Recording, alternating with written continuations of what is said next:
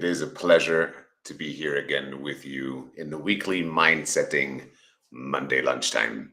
I'm going to hold this brief as you know me, Monday in the morning. That is just in order to give you a little heads up on what this week can hold in store for you, especially what can you do in order to update a little bit your mindset, update how you are perceiving your life and yourself. Let's talk about sexuality and shame today. This week's topics are very dear to me. I have struggled with these topics for a long time. I've been lying about what I feel in sexual relationships. I have been hiding my true feelings. I've been hiding my preferences. I've been pleasing people. And I do not want you or anybody to experience that ever again. Okay, so let's talk about it. First of all, what is shame? Let's briefly update ourselves what exactly shame is. Shame is an identification of ourselves where we believe that we are wrong. Not that we do wrong, but we are wrong. It's an idea of ourselves, a belief where we think that who we are in our essence is wrong, is not functioning, is not lovable. This is shame. And the problem with that topic is because it is something that we believe, it is very deeply ingrained in us. It is something that we sometimes don't even know that we believe it, that we feel it, until somebody recognizes, hey, why are you not honest? Well, wait a second. Why am I not honest? It's because I'm ashamed of being honest. I'm ashamed of saying what I think, truly sharing who I am. That is what shame is, and that is also how powerful it is. And we can recognize it in so many ways. More than anything else, it's in our relationships, the way that we relate to other people. That is when I see the most people hiding parts of themselves, not being truthful about what they feel, not really sharing openly what they want and what they desire, because they feel the moment they do, people will reject them. So the fear of rejection is a very, very powerful one, and it moves people and it moves mountains, societies even. Okay, so let's talk a little bit about how does that reflect in our sexual life? How does sexuality reflect our shame? Okay, I believe that if we want to heal something, if we want to change something, the first and foremost step we have to take is to acknowledge and be clear and observant about what is. Because the problem arises the moment that we start to um, manipulate little bits and parts, symptoms, so to say. If we take enough pills, then hopefully the problem goes away. When we are dealing with a problem in this fashion, ultimately the problem will not change because the root cause, what has caused the problem to arise in the first place, is not gone. So if we want to learn a little bit more and maybe have like a more fulfilled sexuality, sex life with our partners, spouses, friends, however we are experiencing sexuality, if we want to have more fun, more fulfillment in that regard, we have to understand what keeps us from that. And shame is one very big aspect of that. And so I want to share with you, how can you identify that you are carrying shame in your sexual relationships? Let me ask you this. Have you ever done something to please your partner? If that is a fat yes, if that's a big yes, that is beautiful, right? Ask yourself, however, why did you do it? I had a conversation with my partner just like a moment ago, and we talked about if pleasing is something that can come from love. And I'd like to disagree that pleasing is something from love. The way I see it, there is fear and there is love related actions. If I have a partner and I realize this, whatever I'm going to do, is pleasing this person, if I want to really care for my partner, then I would love to do that. Not from the pleasing aspect, but really because I care, because I want to nourish this person. If then I take the terminology pleasing, then this is simply for me to make sure that the other person is appeased, pleased. And this is at its core, usually, a fear oriented action. I am only fearful because what happens if the person is not pleased? What happens Where finally again in bed we have like 3 4 year relationship, maybe 10 year relationship, and we finally got a warm evening together again, and now we're in bed, and I really want to just for her to be happy so that I can feel that I succeeded in my desire to have, a harmonious relationship, and I see it as my obligation to please the other person. This is not from love. This is not from an authentic way of expressing myself, because maybe I don't even feel for this person anymore. Maybe I'm so afraid to be alone that I still stick with this person. What then? Then pleasing becomes a very, very nasty little thing that I'm continuously doing in order just to not show myself, because it would mean if I show myself that I would leave this person, because I realize that it's just not for me. Maybe I just don't feel authentic. I don't feel recognized in who I am.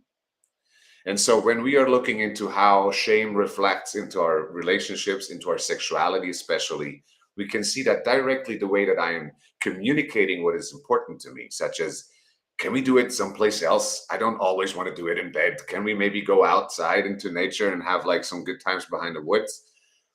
Maybe that's my desire. But because I'm afraid of the feedback of my partner, because I'm afraid that she or he might judge me for what I desire, I don't say it. I don't share it.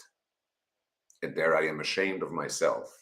Because if I would truly be 100% loving myself and being happy with whoever I am, the way that I am expressing, the way that I am here, I would have no problem simply sharing what I desire, because it does not mean that I have to get it. It has a very more subtle connection for me, a possibility to relate with my partner where we can talk about it. Well, I'd like to go behind the woods, darling. And my darling says, like, well, I'm sorry, but behind the woods is not very comfortable for me. Okay, let's have a conversation. Now we can truly express one another's desires and what's important to us. Okay, so this is how I see, just a brief insight into what really happens when we are ashamed in our sexual relationships. We are simply not getting what we want to get. And because we are afraid of sharing what is important to us, we are refraining actively from experiencing fulfilled sexuality. Let's look into last topic of today's brief lunch break. What can I do to heal my sexual relationship? That one is a big one, and this is also why I saved it for last for these brief couple of minutes.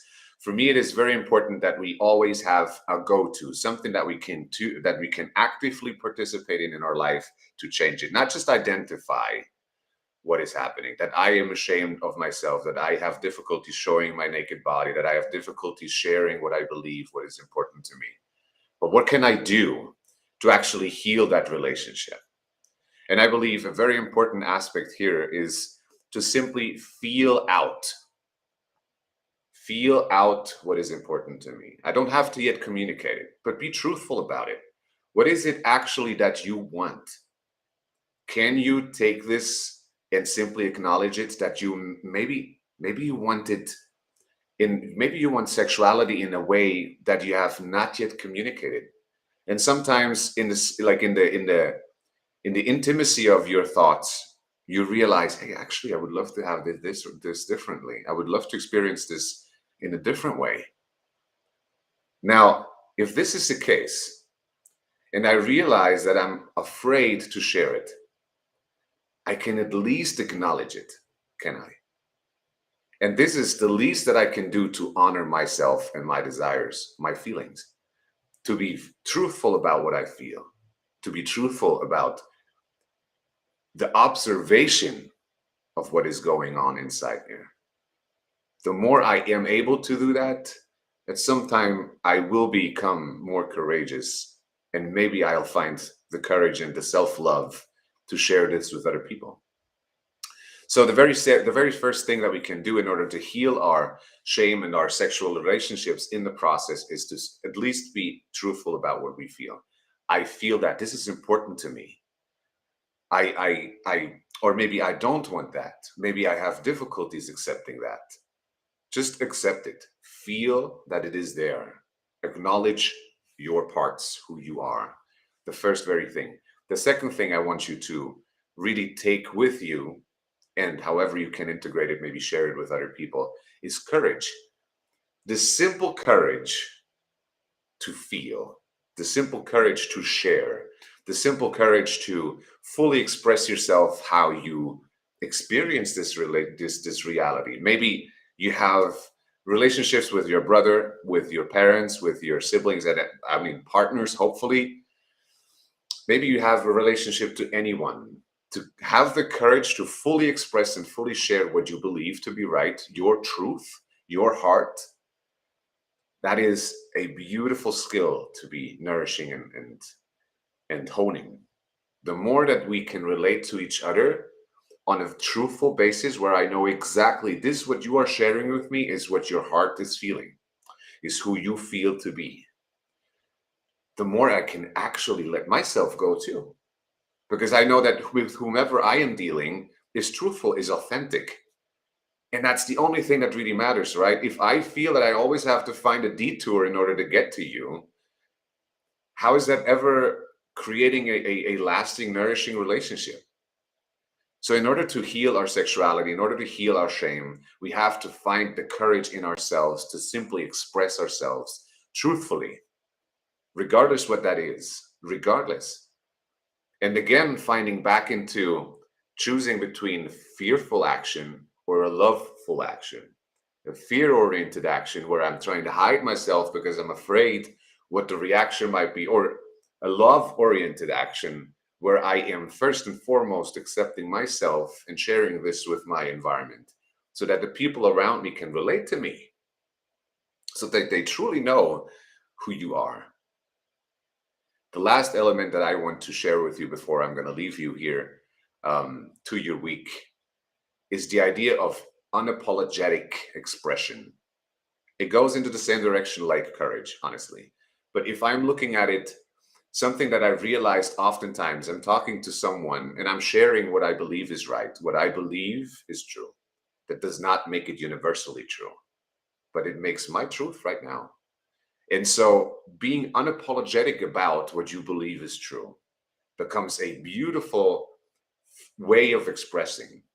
When I'm talking to a partner, business, especially business, when I am sharing what I believe I want to create in this life in form of a business relationship, whatever, the moment that I am sharing it and then pulling back, I'm fracturing the relationship that I am about to build. I have a conversation with my spouse, with my partner, with my mom, and I am sharing, this is important to me. I actually don't like when you're doing this to me. I don't like it. I've never asked for it. You just simply don't. I don't like it.